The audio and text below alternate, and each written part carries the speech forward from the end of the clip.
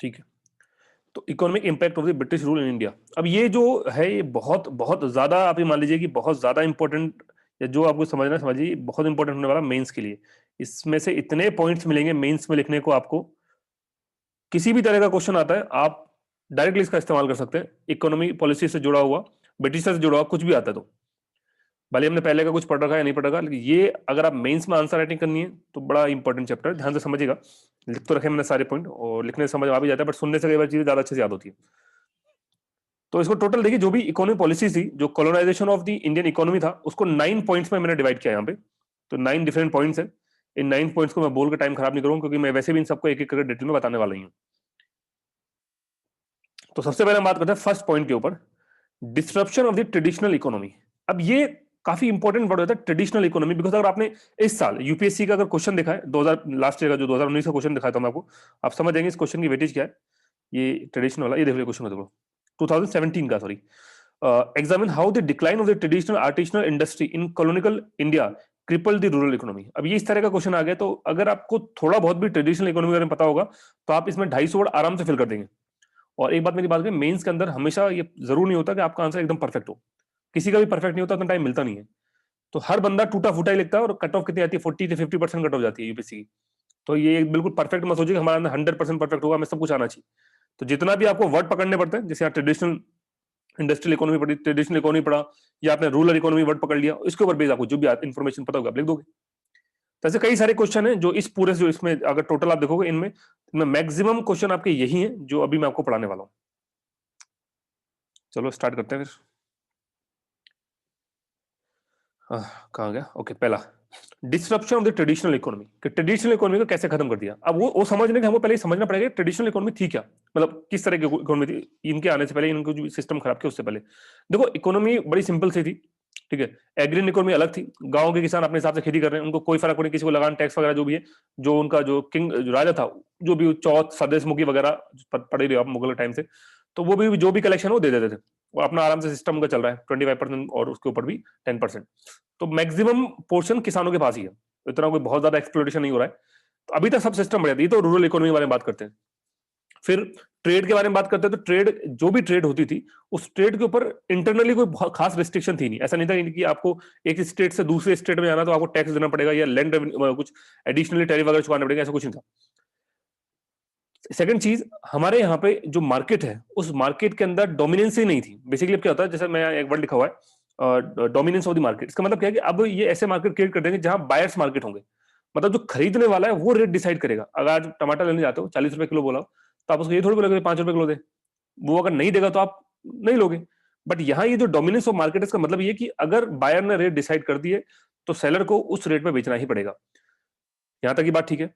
Second चीज, जो traditional artisan थे, हैंडीक्राफ्ट वगैरह जो थे, उनके ऊपर हाथ होता था राजाओं का, पेट्रोनेज होता था किंग का, या जो भी रूलर्स होते, या बहुत जो बड़े बड़े जमींदार होते थे वो। इन ईस्ट इंडिया कंपनी की पॉलिसीज ने, आपको पता है एनेक्सेशन की वजह से, जो इन्होंने जो फ्रेश कॉन्क्विस्ट करे उनकी वजह से राजा महाराजा तो गए, ठीक है, जमींदार की जमींदारी छीन ली और नई क्लास तैयार कर दी। मतलब जो जागीरदार आ रहे थे, उन जागीरदार की जगह नई कास्ट इन्होंने तैयार कर दी जमींदारों की, जो इनके ब्यूरोक्रेट्स होते थे, या ये बोली वगैरह लगा के उन लोगों को, वारन हास्टिंग के टाइम से स्टार्ट होता, 5 साल बंदोबस्त याद करो। तो वो जो पुराने टाइम के जो जागीरदार आ रहे थे उनका सिस्टम खत्म कर दिया। तो इन आर्टिशंस को जो पैसा मिलता था, जो इनके ऊपर हाथ होता था, पेंटिंग बना रहे हैं, महंगी महंगी कपड़े बना रहे हैं, जो हैंडीक्राफ्ट बना रहे हैं, अब गरीब किसान तो लेगा नहीं, यही लोग लेंगे, और ये उन्होंने खत्म कर दिए। तो काफी सारी चीजें उन्होंने इसमें करी है जिससे पूरा ब्रेकडाउन कर दिया। लैंड रेवेन्यू सिस्टम तो आपने पढ़ी लिया कल, ठीक है, पीएस आरएस और एमएस तीनों के बारे में। और आप देखो कितना 95% टैक्स ले रहे हैं। तो इतना टैक्स देने के बाद किसान के पास बचेगा क्या, और मजबूरी में उसकी जमीन हथिया लेंगे। तो ये जो पूरा सिस्टम है, इससे जो पूरा ट्रेडिशनल पिक्चर चला रहा था जो इंडिया के अंदर, वो पूरा ब्रेक डाउन हो जाएगा, कंप्लीटली खत्म कर देंगे। आइए इधर पढ़ते हैं। तो ब्रिटिश इकोनॉमिक पॉलिसीज है, जैसे न्यू लैंड रेवेन्यू सिस्टम है, बता दिया मैंने। डिस्क्रिमिनेटरी ट्रेड रिस्ट्रिक्शंस है, इसका मतलब क्या है कि भैया अगर आपको यूरोप से कोई माल इंडिया में भेजना है तो उसमें तो कोई टैक्स नहीं लग रहा है, बट हमारा माल जा रहा है उसमें 400% की टैक्स लगा रखे, ये गलत तरीका है। फिर डोमिनेंस ऑफ द मार्केट है, ये मैंने बता दिया, बायर्स मार्केट के बारे में बात कर रहा हूँ कि ये बड़ा को बाद में पढ़ोगे तो समझ में नहीं आएगा, सुन लो ध्यान से। डोमिनेंस ऑफ मार्केट क्या है, जिसका मतलब बायर्स मार्केट, जहां बायर अपनी रेट डिक्टेट करेगा कि मुझे टमाटर 2 रुपए किलो खरीदने, सेलर बोला 50 रुपए किलो, मैं बोला 2 में ही खरीदूंगा, तो 2 में देना पड़ेगा, नहीं देगा तो उसको पूरे पूरे टमाटर को जबरदस्ती ले जाऊंगा मैं। तो dominance of market. Next, continuous conquest, यहाँ पे वही अवध, सिंध, पंजाब लगातार हथियाते जा रहे हो, हथियार जा रहे हो, पकड़ते जा रहे हो। तो जब वो जा रहे हैं तो उसकी पूरी पूरी इकोनॉमी इनके अंडर मारी है, तो जिस भी स्टेट को एनेक्स कर रहे हैं उसकी पूरी इकोनॉमी को क्रिपल्ड कर रहे हैं। तो ये जो पूरी प्रोसेस है, इसने कंप्लीट ब्रेकडाउन कर दिया हमारे ट्रेडिशनल इकोनॉमी का। मैं बता दिया आपको, आर्टिशन हैंडीक्राफ्ट के ऊपर हाथ होता था राजा महाराजा का। जो राजा महाराजा ही नहीं रहे तो वो आर्टिशन इंडस्ट्री पूरी तरह खत्म हो जाएगी।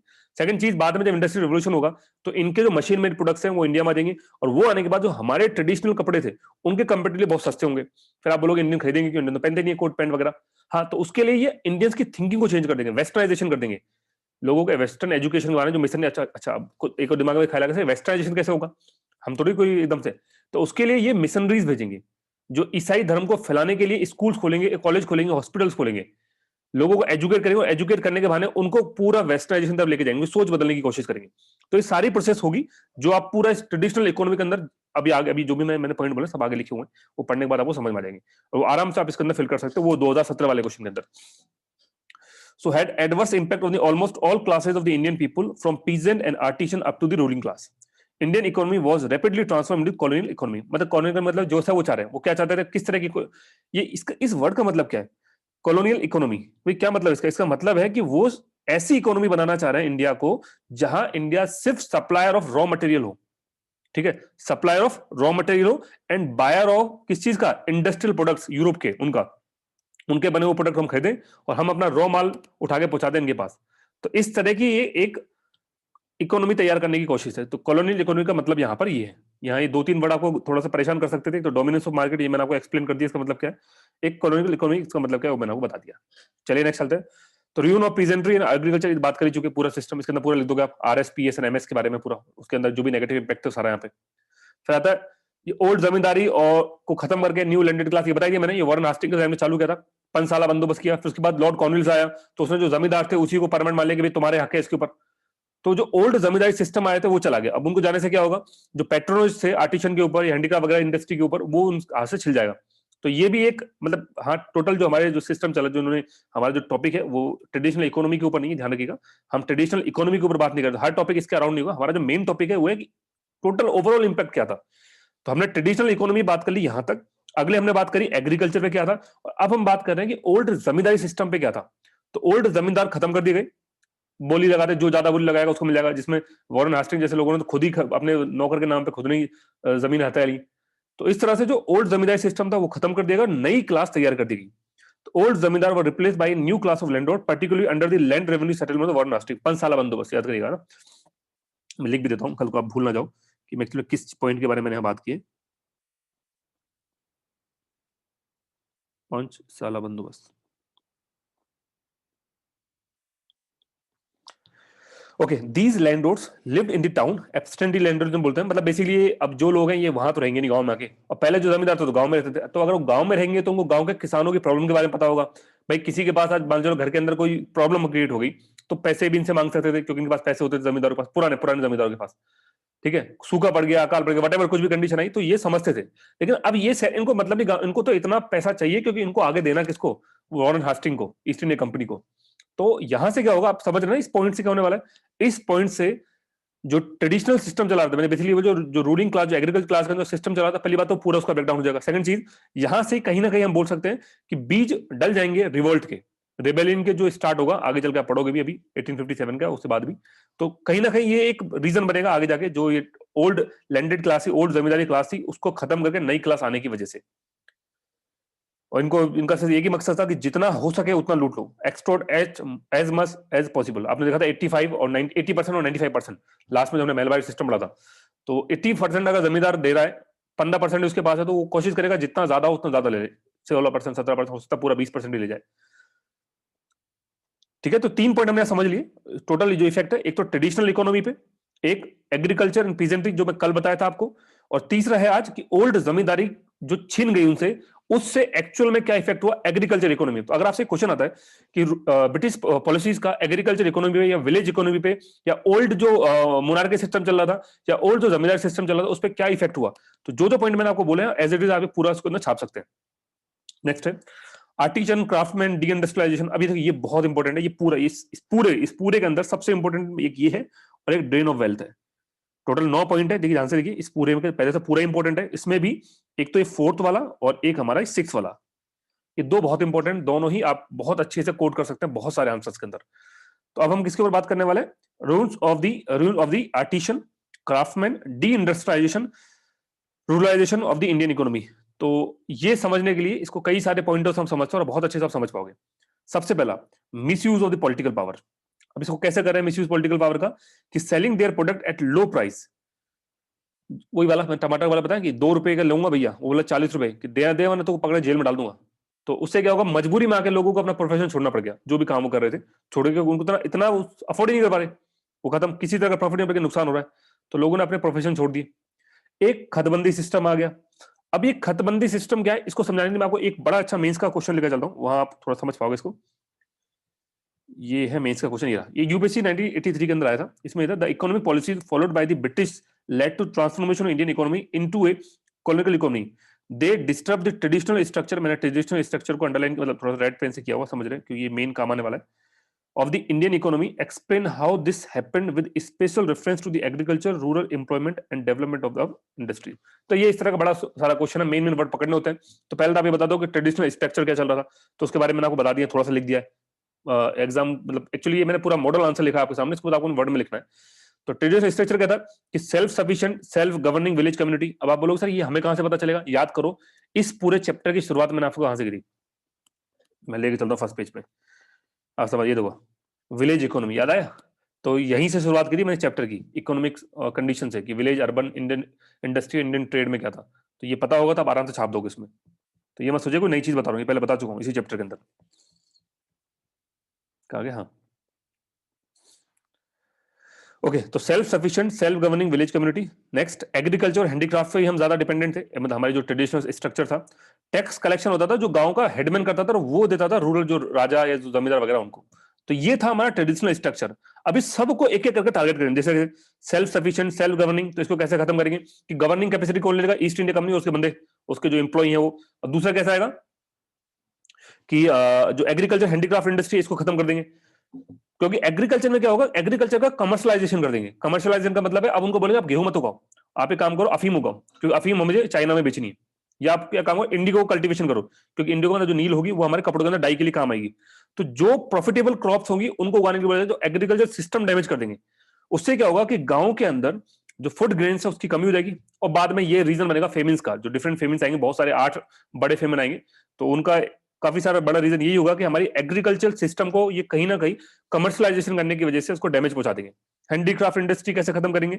मैंने बताया कि हैंडीक्राफ्ट का जो मेन पेट्रोनेज था वो कौन सा था, हमारे जो रूलिंग क्लास होते थे वगैरह। सेकंड चीज, दूसरी चीज ये कि इसको कंपीट करने के लिए मशीन मेड प्रोडक्ट जो इंडस्ट्रियल रेवोल्यूशन की वजह से आएंगे, वो इसको कंपीट करने के लिए इंडिया में आ जाएंगे, अट्रैक्टिव भी होंगे, थोड़ा सस्ते भी होंगे। तो ये इस तरह से हमारे जो एग्रीकल्चर और हैंडीक्राफ्ट इंडस्ट्री को पूरी तरह से खत्म कर देंगे। Next, tax collection. पहले गांव का हेडमैन करता था, अभी जमींदार लोड कर दिए, वो भी अपने बंदे, वो अपने हिसाब से उनको क्या बोला, अभी 2 मिनट पहले बताया ना मैंने आपको, कि उसको क्या बोला जाएगा, जो जमींदार, जो नई क्लास होगी, लैंडेड क्लास, जितना हो सके उतना पैसा लेके आओ। दूसरा, ये जो नई क्लास आई है ये गांव शहरों में रहते हैं, गांव में रहते नहीं है। एब्सटेंसी जमींदारी जो सिस्टम था, तो ये गांव में रहते हैं, इनको शहर, सॉरी शहर में रहते हैं, गांव में नहीं रहते, तो गांव की प्रॉब्लम्स के बारे में कुछ नहीं पता। और ये इनकी कोशिश यही रहेगी कि जितना हो सके उतना एक्सप्लोर कर ले, तो किसी भी तरह का इमोशनल अटैचमेंट नहीं होगा यहां से, ना ही इनका किसी भी तरह का ये कोशिश होगी कि हम जो भी गांव के अंदर जो भी कल्टीवेशन हो रहा है उसको इंप्रूव कर सके, या जो भी फसल वगैरह उपज हो रही है उसको ज्यादा ज्यादा कर सके। इनका मकसद सिर्फ और सिर्फ इतना है कि 5 सालों में जितना हो सके उतना लूट लो। तो ये मैंने आपको 3 पॉइंट बताए कि ट्रेडिशनल स्ट्रक्चर क्या था, और मैंने आपको ये बताया तीनों के नेगेटिव पॉइंट क्या, मतलब जो ईस्ट इंडिया कंपनी में आने के बाद आप कैसे कर सकते हो। ठीक है, तो डिस्क्रिप्शन मैंने लिख दिया, सारा बता दिया आपको कि न्यू लैंड रेवेन्यू पॉलिसीज आ जाएंगी, परमानेंट रायतवाड़ी महलबारी सिस्टम। तो इससे क्या होगा, ऑपरेशन एंड इम्प्रोविजमेंट, ओवर असेसमेंट हो जाएगा, मनी लेंडर्स आ जाएंगे बीच में, चैटी जिसको हम बोलते हैं, जो पैसा देके फिर डेप्ट ट्रैप में फंसा लेंगे। ये वर्ड याद रखिए, बहुत कम आएगा, डेप्ट ट्रैप, कर्जे वाला। भाई तुमको ब्याज इतना ज्यादा है कि असल से कई गुना ज्यादा ब्याज होता है, फिर चुका नहीं पाता, मर जाता है, फिर उसका बेटा आता है, उसका बेटे का बेटा आता है, वो पूरे सालों दर चला रहता है। तो ये सिस्टम है। नेक्स्ट क्या है, डिस्क्रिमिनेटरी ट्रेड रिस्ट्रिक्शंस। ये मैंने आपको बता दिया कि यूरोपियन प्रोडक्ट यहाँ फ्री ऑफ कॉस्ट आ रहा है, कोई टैरिफ नहीं है, बट हमारा जो प्रोडक्ट जा रहा है उसके ऊपर बहुत हैवी 400% का टैरिफ लगा रहा है। Free trade for European countries, ये वो वाला पॉइंट बताया मैंने आपको भी।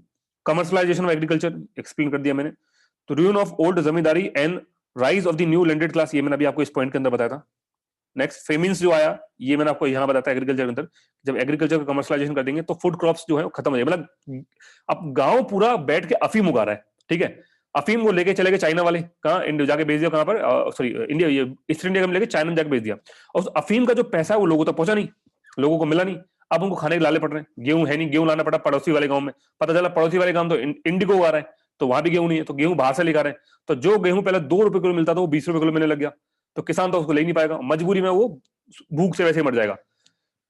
तो ये पूरा कमर्शलाइजेशन का नेगेटिव इफेक्ट भी है, तो कमर्शलाइजेशन के ऊपर भी हम बात करेंगे अलग से। बट हाँ, कमर्शलाइजेशन के अंदर ये सारे पॉइंट एक्चुअली इंटरलिंक है, आप किसी को भी कहीं भी लिख सकते हैं, बट थोड़ा दिमाग का इस्तेमाल करके। नेक्स्ट है कंटिन्यूस कॉन्क्विस्ट। मैंने बताया दिया कि राजा महाराजा को जब ये राजा महाराजा ही नहीं रहेंगे तो इनके ऊपर पेट्रोनेज कहां से रहेगा, खत्म कहानी। एंड डी इंडस्ट्रियलाइजेशन, जिसके बारे में बात चल रही है, जिस टॉपिक के अंदर ये पॉइंट आया था वो बताने के लिए मैं यहाँ पे आया हूँ, इस डी इंडस्ट्रियलाइजेशन के ऊपर ही मैं चल रहा था। Additionally we can also give example of the gomastas, raiyati and khatbandi system. अब ये कौन सा सिस्टम है ये हम अलग से दे सकते हैं, अगर हमको हमारा आंसर बड़ा करना है तो हम ये भी इसमें पॉइंट आउट कर सकते हैं। ये देखना पड़ेगा कि कितना वर्ड लिमिट है, क्योंकि बहुत ज्यादा हो जाएगा, 250 वर्ड में अंदर आप इतना लिख नहीं पाओगे, इन्फॉर्मेशन बहुत ज्यादा है। बट समझ लो एक्चुअली सिस्टम क्या है। तो गोमास्ता सिस्टम क्या है, 1753 में आया था। अब देखिए गोमास्ता क्या होता है, पहले क्या होता था कि जैसे मैं ईस्ट इंडिया में ट्रेड करनी है, तो वो एक मर्चेंट को ढूंढेगा, मतलब मिडिल मैन समझ लो, उसको बोलते थे ददानी। तो ददानी से बोलते थे, ददानी का मतलब होता है एडवांस देना। तो वो मर्चेंट किसानों को एडवांस देता था कि भाई ये पैसा पकड़ो, तुम लोगों को इतनी खेती करनी है और तुम अपना जो भी काम है करो। तो ददानी बोलते थे उसको। बाद में क्या करेंगे, उस ददानी को रिप्लेस कर देंगे गोमास्ता से। गोमास्ता से क्या है, गोमास्ता जो है वो ईस्ट इंडिया कंपनी के, एक सेकेंड सॉरी, गोमास्ता जो है वो ईस्ट इंडिया कंपनी के एजेंट है जो इन्होंने अपॉइंट कर रखे हैं। अब ये क्या जरूरत पड़ी गोमास्ता सिस्टम की, देखिए जो पहले से दलानी मर्चेंट चल रहे थे वो ट्रेडिशनल थे, ठीक है, एक तरह से आप समझ लो कि जो जमींदारी क्लास होती है कुछ उसी की तरह, बस हाँ मर्चेंट है, पैसा इनके पास बहुत होता है। तो कल को अगर किसानों को कुछ भी प्रॉब्लम आती है वो डायरेक्ट ददानी के पास आते थे, भाई साहब पैसा दे दो, और वो बिना किसी चीज के उसको पैसा दे, जो भी इंटरेस्ट वगैरह चार्ज करना वो एक अलग चीज है, तो हेल्प हो जाती थी किसानों की। सेकंड, ये एक स्टेबल क्लास थी, ये खुद की एक क्लास थी। अब ये जो क्रिएट करेंगे गुमास्ता, ये इनके एजेंट होंगे। ये एजेंट कुछ ऐसे होगा जैसे एलआईसी के अंदर आप पॉलिसी करवाते हो, तो उनको बदले में सिर्फ कमीशन मिलता है। तो इन्होंने क्या करा, पूरी एक क्लास को रिप्लेस कर दिया एक एक एक जो क्या बोलते हैं ना कि एजेंट के तौर पे, कि कमीशन एजेंट के तौर पे, तो पूरा सिस्टम इन्होंने बदल दिया। तो ये था गुमास्ता सिस्टम जो 1753 के अंदर आया था। तो इस गुमास्ता सिस्टम में क्या होगा, अब जो ये एजेंट होंगे, अब इनको किसानों से मतलब नहीं है, इनको ये बोला जा रहा है कि भैया तुम इतना पैसा दो, इनसे जितना चाहे उतना लो। तो ये ओवर एक्सप्लॉइटेशन कर लेंगे किसानों को। कुछ टर्म्स एंड कंडीशंस, जो किसान तो आपको पता इतने पढ़े लिखे होंगे नहीं, तो कुछ टर्म्स एंड कंडीशन इस तरह के डिफाइन करेंगे कि जिंदगी भर वो चुका ही नहीं पाएंगे, एंड फाइनली उसकी जो खेती होगी, उसका जो जमीन होगी वो हड़प लेंगे। तो ये काफी एक बुरा सिस्टम था उस समय का, नेगेटिव पॉइंट है, ये कोई अच्छी चीज नहीं है। तो reduce the Indian merchant into commission broker, मैं बता दिया जो इंडियन मर्चेंट होते थे अब उनको कमीशन ब्रोकर में रख दिया, क्योंकि अगर अगर या तो उनके पास 2 ऑप्शन थे, या तो छोड़ दो या हमारे खुद के ब्रोकर बन जाओ। तो पहले उनके पास खुद के पास पैसा आता था, वो अपने अकॉर्डिंगली किसानों को देते थे, अब वो खुद के पास पैसा नहीं आएगा, अब वो बीच में सिर्फ एक ब्रोकर का काम कर रहा है। कभी आपने रेम वगैरह ली हो, कुछ इस तरह का ये। तो leading to the subordination of the native traders and their capital, ठीक है। तो ये तो था गुमास्ता सिस्टम, मैंने आपको समझा दिया क्या है। अब आता है खतबंदी सिस्टम। अब ये क्या वाला है खतबंदी, देखिए खतबंदी सिस्टम को समझाने के लिए आपको थोड़ा सा पढ़ के बता दूं।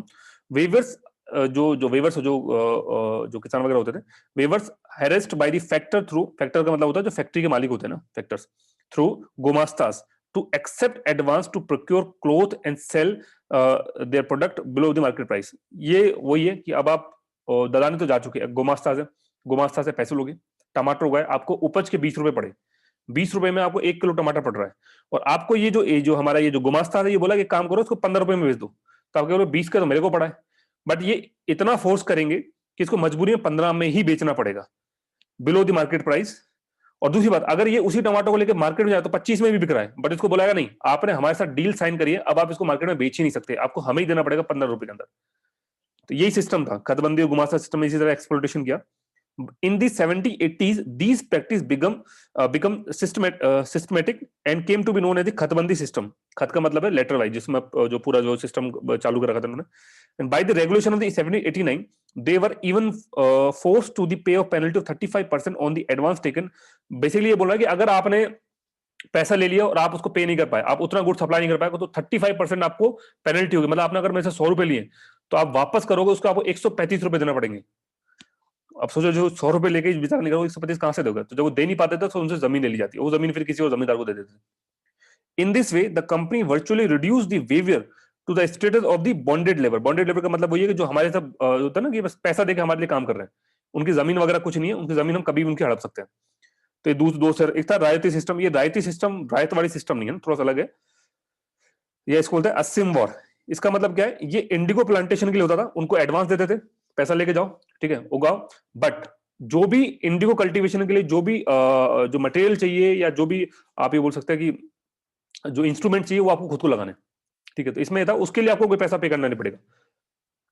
थोड़ा सा छोटा सा, ज्यादा नहीं है। Ryot and peasant could be coerced into the supplying the required product at very low price. The peasant had to use his own plough, bullock etcetera to raise the crop, but he was not paid for this. तो उसके लिए पैसा पे नहीं करते, बस हाँ जो हमने क्रॉप दे रखी है उसके लिए आपको पैसा मिलेगा, और वो भी बहुत कम प्राइस में। तो ये तीनों सिस्टम, रायती सिस्टम, खतबंदी सिस्टम और गुमास्ता सिस्टम, ये सिर्फ और सिर्फ ओवर एक्सप्लोटेशन के लिए इस्तेमाल किए गए थे, हेरसमेंट के लिए इस्तेमाल किए थे किसानों का, पीजेंट्स का, वीवर्स का। आइए हम कहाँ बात करते हैं, बहुत आगे आगे। थोड़ा सा कमर्शियल थोड़ा है आज, मेंस का है, अगर आप चाहो तो इसको स्किप कर सकते हो, इन केस अगर आप चाहो तो, बट मेरे हिसाब से स्किप करने की गलती मत करना, बहुत इंपॉर्टेंट है चैप्टर है ये पूरा। कहाँ तक था, हमें यहाँ पर था ये वाला। तो miss use of the political verb आप समझ गए, गोमास्तास, खतबंदी सिस्टम, रायती सिस्टम, आप ये इसके अंदर इंक्लूड कर सकते हैं।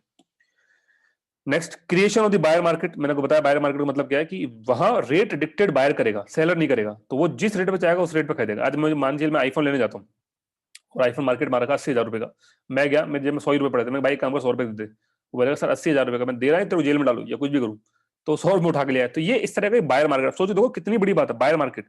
तो सामने वाला बंदा तो गया, और ये बायर तो हमेशा कोशिश करेगा कम से कम में लेके आऊं। सिमिलरली एक और चीज है, destruction of the regional power and their course. तो मैंने बता दिया, ये पेट्रोनेज होता था इनके ऊपर, बिगेस्ट बायर थे हैंडीक्राफ्ट्स के या लग्जरी कमोडिटीज के। तो जब यही नहीं रहेंगे तो उनको खरीदेगा कौन, बाकी तो खरीदने वाले नहीं है। तो उसके बाद ऑटोमेटिकली वो क्या हो जाएंगे, वो जो इंडस्ट्री होगी वो ठप हो जाएगी। हम क्या टॉपिक पढ़ रहे हैं, डी इंडस्ट्रियलाइजेशन, की इंडस्ट्री किस तरह से खत्म हो रही है। Next, westernisation. अब इसे क्या होगा, अब बंदा पहन ही नहीं रहा धोती कुर्ता, वो तो पहनेगा क्या, कोट पैंट। तो जो धोती कुर्ता बनाने वाली फैक्ट्री हो, तो बंदा कुछ टाइम बाद उसकी जो इनकम थी वो कम हो जाएगी, प्रॉफिट कम हो जाएगा। तो ये भी एक फैक्टर रहेगा। नेक्स्ट, इंपोर्ट रिस्ट्रिक्शन है। पैसा कमाने का जरिया चल इंडिया में नहीं कमा रहे तो इंडिया के बाहर कमा सकते हैं, लेकिन इंडिया के बाहर यूरोपियन खुद वो सामान बेच रहे हैं। हमारा सामान बेच रहा 200 रुपए का, वो बेच रहा 50 रुपए का, क्योंकि हमारे पास रिस्ट्रिक्शन इतनी है, 400% टैक्स लगा रखा है उन्होंने। तो वहां से जो प्रॉफिट आता था वो प्रॉफिट भी हमारा खत्म हो जाएगा, तो कहीं ना कहीं ये भी इंडस्ट्री को नुकसान पहुंचाएगा। Next, forced policy of the British free trade with India. जबरदस्ती का अपने सामान यहाँ पे ला रहे हैं और फ्री फोकट में हमारे यहाँ सामान बेच रहे हैं, वो इंडस्ट्री जो उनके जो इंडस्ट्रियल प्रोडक्ट थे यूरोपियन के, ठीक है। Next, unequal competition. मैंने आपको बता दिया कि मशीन मेड गुड्स का कंपटीशन हो रहा है हमारे हैंडमेड गुड्स से, तो वो बहुत ज्यादा चीप अट्रैक्टिव होते थे। तो ये तो कंपटीशन ही अनफेयर है बिल्कुल। ये कुछ इस तरह का कंपटीशन हो गया जहां एक इंसान के सामने आपने कंप्यूटर बैठा रखा है या कैलकुलेटर ले रखा है, दोनों के बीच में बहुत हाई वैल्यू की कैलकुलेशन आप कर रहे हो। हाँ, वो शकुंतला देवी नहीं होनी चाहिए बस। तो अगर इस तरह का कुछ है तो भैया, इस तरह का इसी तरह का कुछ है मशीन मेड प्रोडक्ट्स की, जो हम हैंडमेड प्रोडक्ट के साथ कंपटीशन कर रहे थे। Next, development of the railway. अब रेलवे से क्या होगा कि रेलवे में जो टैरिफ लगेंगे वो इंडियंस के लिए तो बहुत ज्यादा होंगे। कोई भी सामान भेजना, मान लीजिए मुझे आज दिल्ली में बैठकर कोई सामान कन्याकुमारी भेजना है, तो उसके लिए आपको जो टैरिफ है वो बहुत ज्यादा पे करने पड़ेगा अगर आप इंडियंस हो। लेकिन अगर आप यही आपको यूरोपियन ट्रेडर्स हो तो आपके लिए टैरिफ नाम मात्र के लिए होंगे। तो ऑटोमेटिकली उनका सामान जब कन्याकुमारी जाएगा तो उसकी रेट सस्ती होगी, इंडियन सामान की रेट कम होगी, इंडियन का माल बिकेगा नहीं, केवल उन्हीं का माल बिकेगा। फाइनली जो इंडियन प्रोडक्ट थे, वो जो इंडस्ट्री होगी उसको अपनी बंद करके घर पे बैठना पड़ेगा। फिर lack of the government support. Europeans product के लिए गवर्नमेंट सपोर्ट सब्सिडी प्रोवाइड कर रहे हैं उन लोगों को, ठीक है। यहाँ पे किसी भी तरह का कोई गवर्नमेंट सपोर्ट नहीं है, आपको जो भी करना है अपने एंड पे करना है। गवर्नमेंट सपोर्ट का मतलब यहाँ था फाइनेंशियल सपोर्ट से, ना ही आपको बैंक से कोई लोन दे सकता है। जो बैंक ओपन हुए उसमें बैंक से कोई लोन की भी फैसिलिटी नहीं, बैंक के लोन भी मैक्सिमम यूरोपियंस को मिलते थे। तो फाइनेंशियल सपोर्ट, गवर्नमेंट का सपोर्ट किसी भी तरह का नहीं था। इंपोर्ट ऑफ द चीफ, अब ये जैसे जर्मनी एक्चुअली सिंथेटिक डाई जब इन्वेंशन हुआ, अब इंडिगो आप देखोगे, इंडिगो को जब मैं आपको रिवेल में बताऊंगा, तो पहले तो ये मजबूत सबको फोर्स कर रहे हैं कि जाओ और आप इंडिगो उगाओ, नील उगाओ। बाद में जब जर्मन सिंथेटिक डाई इन्वेंट हो गई तो इंडिगो के अब रिक्वायर्ड नहीं है, तो वो क्या करेंगे, ये जो सिंथेटिक डाई है ये लेकर आ जाएंगे इंडिया में। अब इंडिया में इंडस्ट्री तो लगी इंडिगो की, जो इंडियन बेचारों डालेगी, नील के हिसाब से वो लोग काम कर रहे हैं। अब सोचो उनके कंपेरेटिवली चीप, जो बहुत सस्ती भी है, ये सिंथेटिक डाई आ रही है और इंडियन मार्केट में आ गई, तो ऑटोमेटिकली ये सिंथेटिक डाई हमारी इंडिगो कल्टीवेशन की वजह से जो भी इंडस्ट्री लगी है उनको खत्म कर देगी। तो पूरी पूरी इंडस्ट्री बर्बाद हो जाएगी इससे, और ये रिबेलियन का एक रीजन भी बनेगा, इंडिगो रिबेलियन का। नेक्स्ट जो है export of the raw material from India. अब ये जो product export of the raw material from India, इसका मतलब क्या है, आपने देखा ही था कि जिस तरह से हम जो कॉटन या वट जो भी करें, अब कॉटन की कोई इंडस्ट्री गली हुई है, उसको मान लो कपड़े बनाने कॉटन चाहिए, पता चला इंडिया में तो कॉटन ही नहीं, सारा सारा कॉटन ये लेके चलेगी यूरोप में। तो जब उसको रॉ मटेरियल नहीं मिलेगा तो कपड़े कहां से बनाएगा वो? और जो जो रॉ मटेरियल मिल रहा है वो इतना महंगा मिल रहा है, क्यों मिल रहा है? क्योंकि किसान के पास तो कुछ है ही नहीं। इन्होंने RSPS MS सिस्टम लाके सब कुछ जमींदार वगैरह क्रिएट कर रखे हैं, अपने बंदे खरीद। तो आपको जो भी लेना है उनके थ्रू लेना है। ददानी आपने जो बताया था, ददानी अभी 2 मिनट पहले, गुमास्ता सिस्टम जो था, गुमास्ता में यही तो था, वो एजेंट ही तो है। तो अब जो लोग आप एजेंट के थ्रू लो रहे हो, तो एजेंट तो ब्रिटिश सर का नॉमिनेटेड है, तो आपके लिए वो चीज महंगी लगाएगा, यूरोपियन के लिए चीज सस्ती लगाएगा। तो ये भी एक रीजन बनेगा डी इंडस्ट्रियलाइजेशन का। आगे देखिए क्या, India that had been for centuries the largest exporter of the cotton goods in the world was now transformed into the importer of the cotton goods and exporter of the raw material, raw cotton. All of these led to the complete destruction of the Indian industries and made the economy predominantly agrarian. तो वही बता दें कि हम वापस से उसी ले जो हम बरसों से चले आ रहे थे कि भाई तुम सिर्फ पैदा करो, खेती करो, इंडस्ट्री मत लगाओ। इंडस्ट्री लगाने का काम यूरोप का है। तो इसी को बोलते हैं रूरलाइजेशन या पीजेंटाइजेशन ऑफ द इंडियन इकोनॉमी। ये पॉइंट ध्यान रखिएगा, इसका मतलब क्या है? इसका मतलब सिर्फ इतना सा है कि हम वापस से ट्रेडिशनल इकोनॉमी लगाना, मतलब जो पहले लोग करते हैं ना गांव के अंदर, सिर्फ उगाना, खेती करना, आप वो करो, आप इंडस्ट्री मत लगाओ। तो इस पॉइंट का मतलब ये है। तो ये हमने खत्म कर दिया यहाँ पे, ये वाला पॉइंट जिसको हम बोलते हैं डी इंडस्ट्रियलाइजेशन के। और इसके आपने इतने सारे पॉइंट आप कुछ भी याद रख सकते हैं, एग्जाम के अंदर लिख दीजिएगा अच्छे से। नेक्स्ट है कमर्शियलाइजेशन एग्रीकल्चर। ये बता दिया मैंने आपको। कैश क्रॉप है, कैश क्रॉप का मतलब ऐसी क्रॉप जिनके मार्केट में पैसा बहुत अच्छा मिलता है। उनमें कौन कौन सा आती है? उसमें कॉटन आता है, उसके अंदर ओपियम आता है, गांजा, गांजा बोलते हैं, अफीम, अफीम सॉरी, अफीम, अफीम ना। और एक आता है क्या बोलते हैं अपने, कहता है एक होगा कॉटन, ओपियम, रबर भी हो जाएगा, रबर हो जाएगा। और एक और था बड़ा इंपॉर्टेंट था, मेरे दिमाग से स्किप हो रहा है, क्या था? कॉटन, ओपियम, इंडिगो, सॉरी, ये तो जिसने जैसे बात ही कर रहे थे, इंडिगो, नील, ठीक है। तो ये इनको बोलते हैं कैश क्रॉप। तो मजबूर फोर्स किया जाएगा किसानों को कि भैया तुम ये काम करो, कैश क्रॉप उगाओ।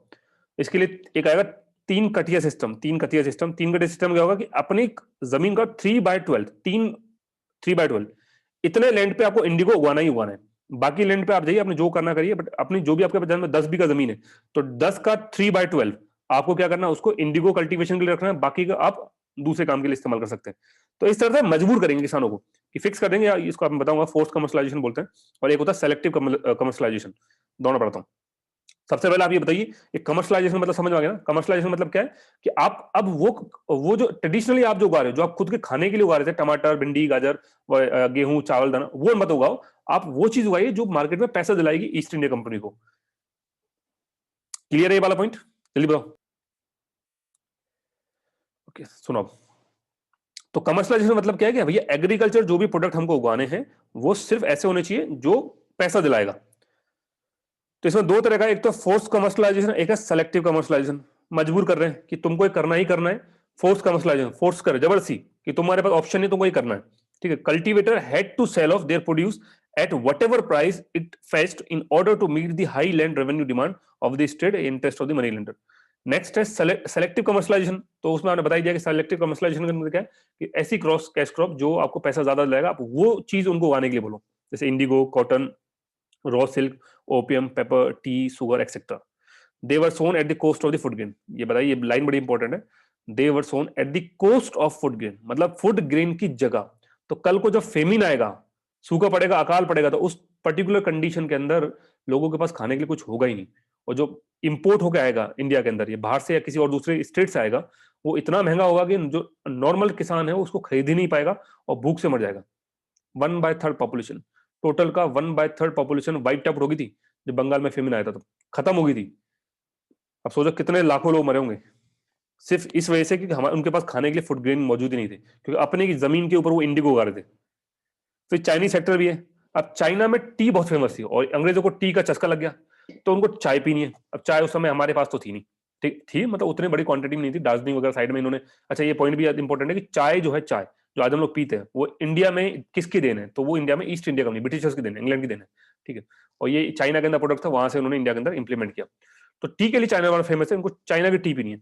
अब चाइना को 2 चीज चाहिए बदले में, या तो तुम सिल्वर दे दो, अगर सिल्वर या गोल्ड के कॉइन तुम्हारे पास नहीं है तो इंडिया के कपड़े बड़े पसंद होंगे, कपड़े हो गया, या आइवरी जो हाथी दांत होते हैं वो, या ओपियम, अफीम।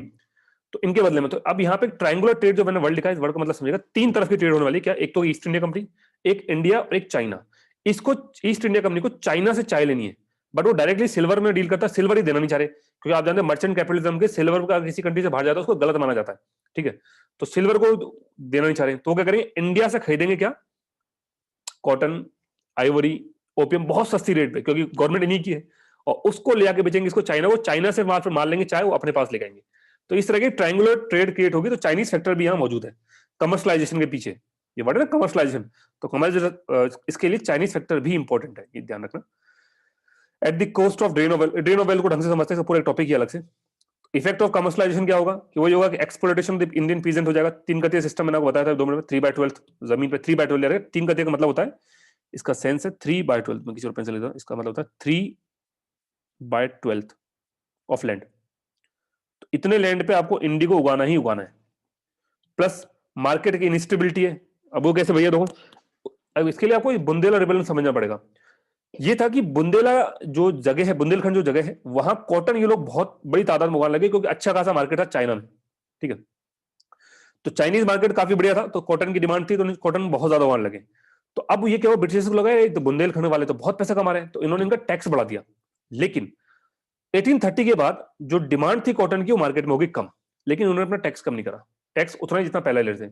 तो इससे फाइनली क्या होगा, एक रेबेलियन हो जाएगा, जिसको हम नाम से जानते हैं बुंदेलखंड या बुंदेला रेबेलियन ऑफ 1842। तो ये मार्केट की इनस्टेबिलिटी भी तो है। अब देखो इंडिगो था, सारे किसानों को बोलेंगे इंडिगो इंडिगो, और एकदम से जर्मन सिंथेटिक डाई आ जाएगी। उसके बाद वो जो किसान इंडिगो वाले उनको इंडिगो को लेने वाला ही नहीं है। मतलब जो उनको प्रॉमिस किया गया ना कि तुम इंडिगो होगा हमारे पास लेकर होगा, तुमको 10,000 20,000 30,000 मिलेंगे, वो ईस्ट इंडिया कंपनी देगी नहीं उनको, और बाद में रिवेलियन कर देंगे। क्यों? क्योंकि मार्केट में जरूरत ही नहीं है। तो एक मार्केट की इनस्टेबिलिटी भी एक फैक्टर था इस पूरे ड्यूरेशन में। नेक्स्ट फेमिन्स, सूखा तो है, पटर के सूखे के बारे में, कि अगर फूड ग्रेन्स को कमर्शलाइजेशन से आप कर दोगे तो ऑटोमेटिकली फूड जो मतलब फेमिन के लिए बहुत बड़ा रीजन हो जाएगा। इसके अलावा जो हमारे किसान थे उनको इंप्रोवाइज करने के पीछे ये कि हमारा जो मैक्सिमम तो ये ब्रिटिश के एक्सपोर्ट करते थे, इंडिया में कुछ बचाया नहीं, छोड़ा ही नहीं उन्होंने, तो वो वापस से किसानों को गरीबी के दलदल में धकेल देंगे। तो ये हमारा ये वाला टॉपिक खत्म हो गया, जिसको हम बोलते हैं कमर्शलाइजेशन को। ये भी इंपॉर्टेंट था, समझा दिया मैंने इसके बारे में, बहुत कुछ लिखा हुआ है, हर एक टॉपिक के ऊपर एक मेंस का अच्छा खासा क्वेश्चन बन सकता है।